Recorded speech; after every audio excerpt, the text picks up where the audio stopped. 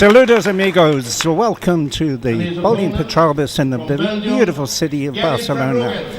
We're here and you join us for the 32nd annual Ciutat De Barcelona tournament, which we prefer to call the Barcelona Open, but forgive me if the pronunciation. Over the week, we've had 156 players playing 6 games. The field has been whittled down to 48 after the qualifying rounds.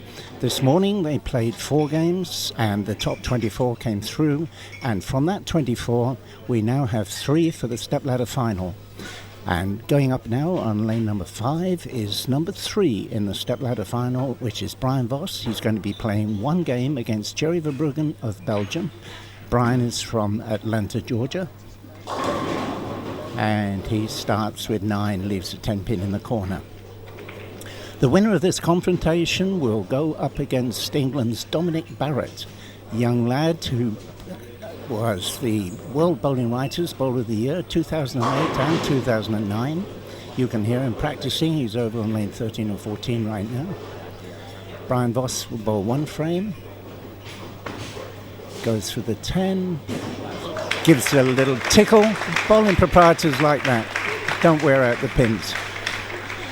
Really pleased to have sitting alongside me a guest, a very famous pro bowler from the United States, from Cleveland, Ohio. In fact, Chris Loschetter. Welcome, Chris. Thank you, Keith. It's good to be here. And Chris, congratulations. You won the San Marino Open last week. I sure did. That was a good tournament. It was really nice to come over and win, and I think this title match will be really fun to watch.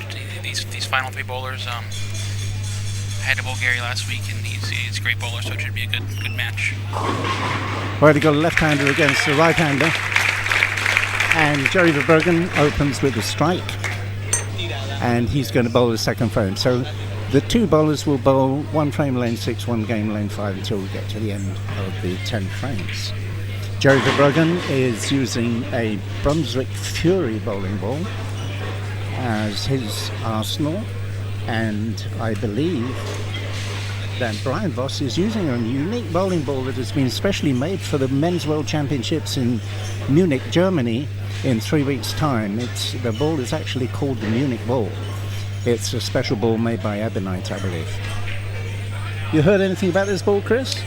I haven't. I saw a little bit of it a couple weeks ago in Munich at the Dream Bowl Palace Open. It looks like it's a pretty good ball.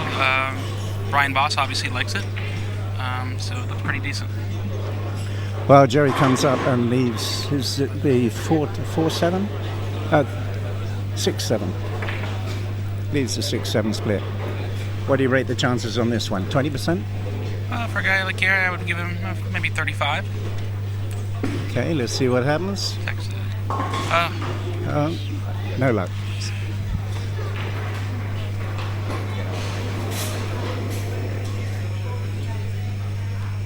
So GERY strike and whatever he scored on the next 2 balls, of course, gives him 9 and 28 in the second frame. So if Brian Voss can mark on this frame, he will take over the lead.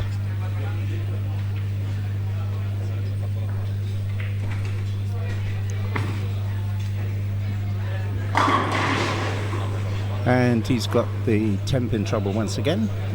So he's 19 in the first frame. GERY is 19 in the first frame. Honours even for the time being.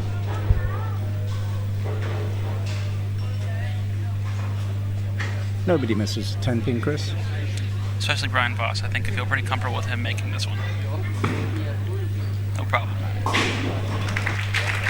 Using a hard, shiny ball for the spare ball, a ball that doesn't hook at all, so you can throw it straight at the pin.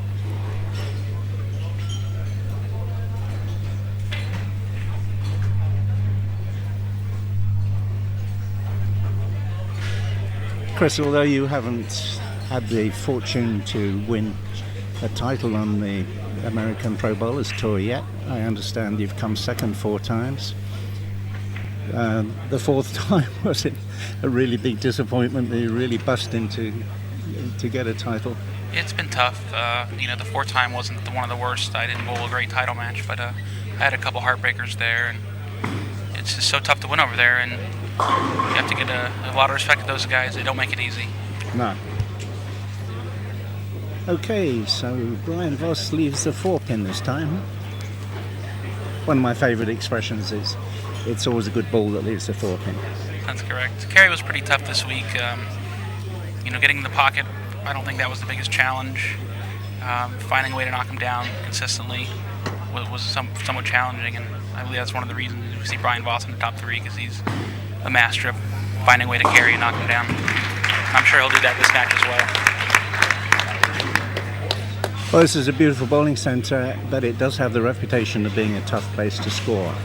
And you don't often see any 1500s in these 6 qualifying games. I believe 1474 was it your score? Yes, I had a 1474, and I was pretty fortunate in my carry for that set, so 1500 would be a phenomenal score to score in this building. Yeah, you were top qualifier out of the 156 players. Shame you never made it through. And Jerry Verbruggen likes that lane. Now he's got to sort out number 5.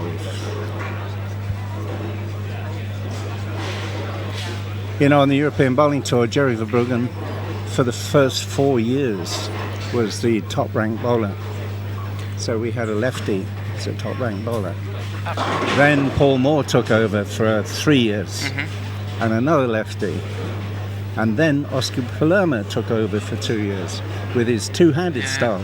So we've never had a right-handed bowler as the leader of the European Bowling Tour. Not yet, anyway. Not yet. But Dominic Barrett is doing pretty good this year.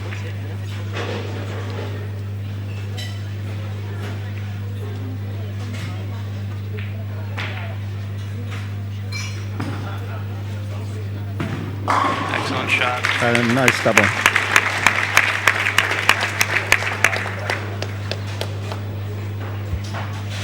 On that very lane 5 in February, it was my great pleasure to induct Jerry Verbruggen into the World Bowling Writers Hall of Fame. He seems like a great bowler. This is my first time really seeing him up close. I haven't got over here, but it's obvious that he's very talented. He's tremendously accurate. Yes, he is. And a nice guy too, and has a thriving pro shop business back in Belgium.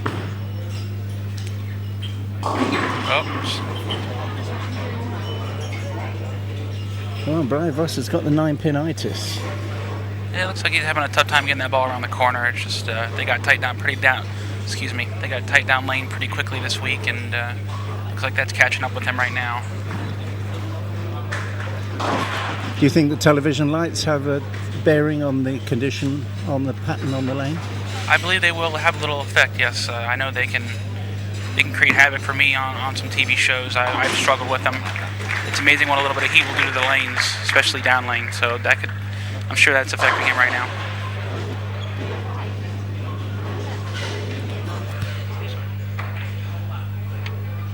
So that spare in the 4th frame makes Brian Voss 57 in the 3rd frame.